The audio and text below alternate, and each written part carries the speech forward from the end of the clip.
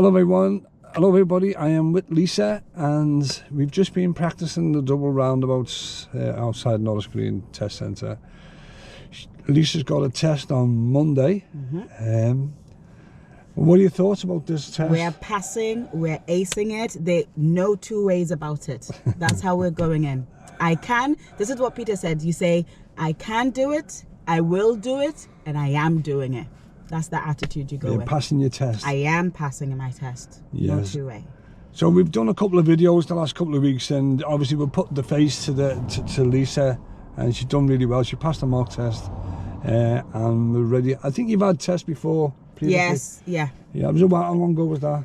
Oh, going back pre-COVID. So Pre-COVID, so 2019. Yeah. Let's say that there. Look, can you just explain, like today we've been practicing the double roundabouts, and this is what information that you want to, this may well happen. In fact, every time I do this, and how it usually happens, the lesson before, not the test before the test, the double lesson before your actual test. So this is now Saturday and we're going Monday, aren't we? So we're going to Norris Green on the Monday. So you generally find that mistakes pop up in this one. And the one that I've got to mention to you, because we have practiced this roundabouts, the double roundabouts, and I know I've got a lot of subscribers asking me questions about the double roundabouts. And we had an incident before, didn't we? yeah. So let me just quickly explain. If you're going ahead, okay, let me just see if I can get it to show you which one it is. It will be this one. We went ahead.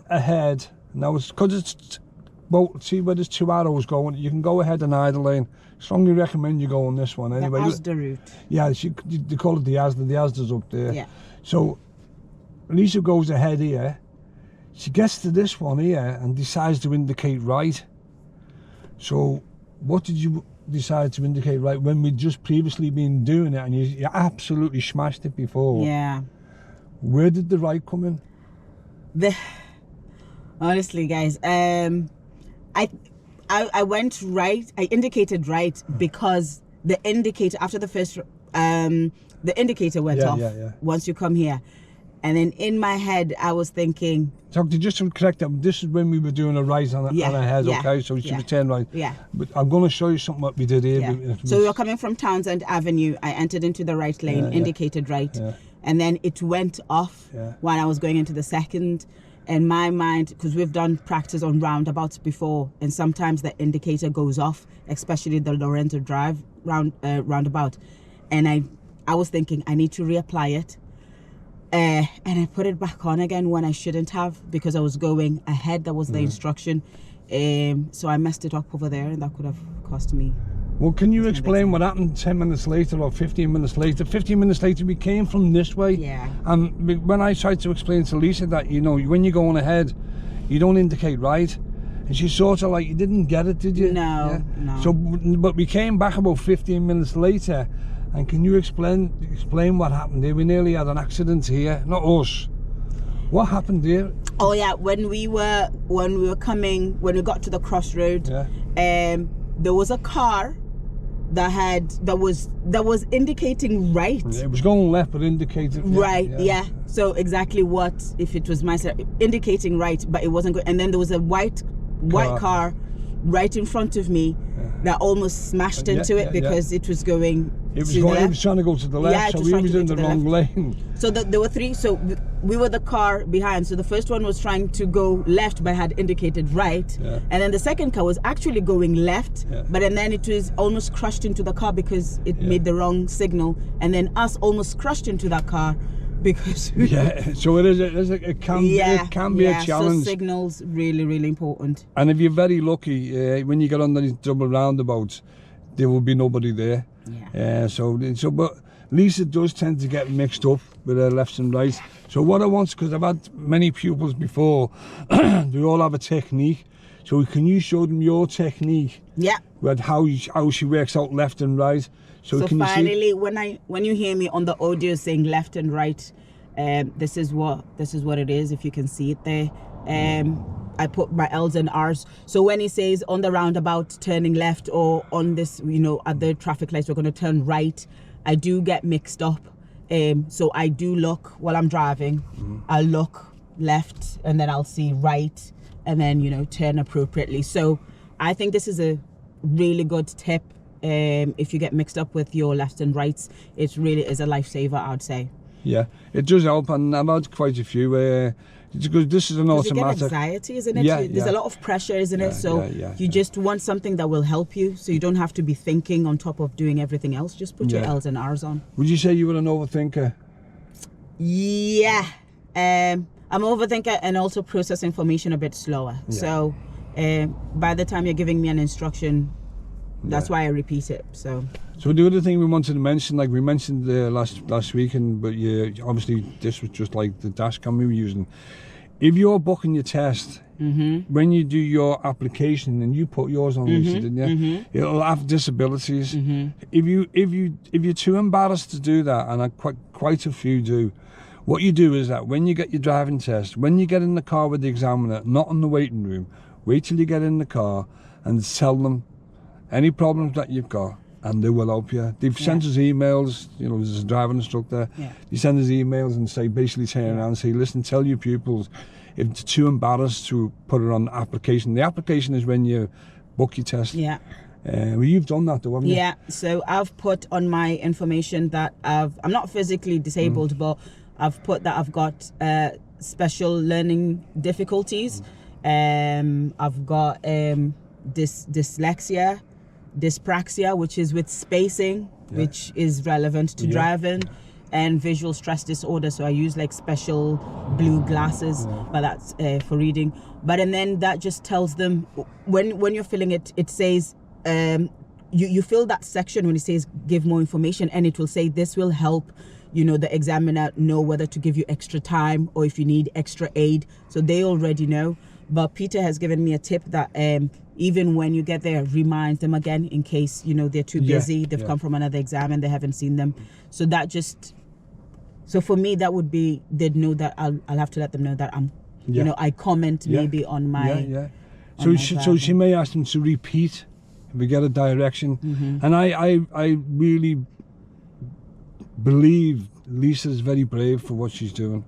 Yeah, I've had this many times before. And to come and some people, like as I say, they won't put it on the sheet because they get embarrassed. People do, don't they? Yeah. But Lisa's not like that. I've got her down as being really brave, and I'm fingers crossed for her. Yeah. That when we go on Monday, we'll probably do another video then. Yeah. That she gets this test because she really deserves it. And as I say, it's been a long process for you, hasn't it? Yeah, it has. How long? 4 or 5 years. Yeah. And thousands of money. Keeps going on about money. I could probably get a little apartment from the money I put in. But so that's a good tip with the L's and R's. Yeah. Make sure if you've got any sort of anxiety, disabilities that you think would be helpful for them to know and help you out. In our mock test, you were telling me to repeat, and so that would be helpful. What else can I say? Well, basically, don't be embarrassed too much because it's your driving test. Yeah. As Lisa said, you pay a lot of money, don't you? Yeah. And why would you sit there and say nothing? Yeah. Because if you don't say anything, because they might have seen it on the application, but because they've gotten too many tests and they're worried, they're stressed, they're probably just near accident in the previous test. It might slip their mind, which is, but it's human nature, isn't it? I mean, they are experts. At the end of the day, if you tell them, they will help you. Yeah. Anyway, so what I'd like to do now, just say, go on, one last tip. Listen, when you're going to the driving test, the examiner, your instructor will not put you for driving unless they're confident that you can drive. So half of the battle is managing your anxiety, and Peter will tell you, anxious here. Yeah. So if he's putting me in, listen, I'm going to take any encouragement. It means you are safe. From what he's seen, you are safe. You can drive. You can have that license. You can be responsible. So that's half the battle. So when you're going into the test, don't think about it as an exam, because then think about it as I am going there to show them and to prove that I can actually drive. that I can be safe on the road and actually deserve this license. And it turns the perspective from you being put on the spotlight in the exam to you actually showing them that you can do it, which you can. All the best. Safe driving for life. It's a great tip. And as I say, if there's any of you want to ask any questions, put them in the comments. There's other techniques that you can use for turning left and right. But I believe the one that Lisa's got there works for her. We're all different, by the way. Would you agree with that? Yeah, we're all 100%. Different. And it definitely works for her. And as I say, I wouldn't take her on the driving test until she passed the mock test, would I? So we've done a few mock tests, done like 3, and the third one she passed. And she's done really well on that. So always make sure that if you're taking driving lessons, get a mock test. I mean, it doesn't guarantee you're going to get a pass, but it guarantees that when you get there, you got a good idea what they're going to say to you. Because I do role play, pretend to be. I was calling myself Bob. It's test conditions, isn't it? Yeah. So just to make you just get that feeling of what it's like, because it's not nice. But anyway, so before I go, I'd like to say a big thank you to this brave woman here. Thank you to him too for sharing all this information. You know, because at the end of the day, it's helpful for anybody else who's coming along the line and who's going to be taking their driving lessons to pass the test. Look at the videos. Look at the videos. Honestly, it will make you familiar with the routes, familiar with the road speeds, familiar with the pitfalls, the traffic signs, that they might be the examiner is trying to look at. So look at, if you can, go into his videos and look at those. Okay, then that's it. That's a bye from me, and it's a bye from Lisa, and we will probably see you in the next video. Yeah, when I have my license. And hopefully we'll have the license. Please, we'll get our license. Anyway, there you go. That's a bye from us. Bye bye.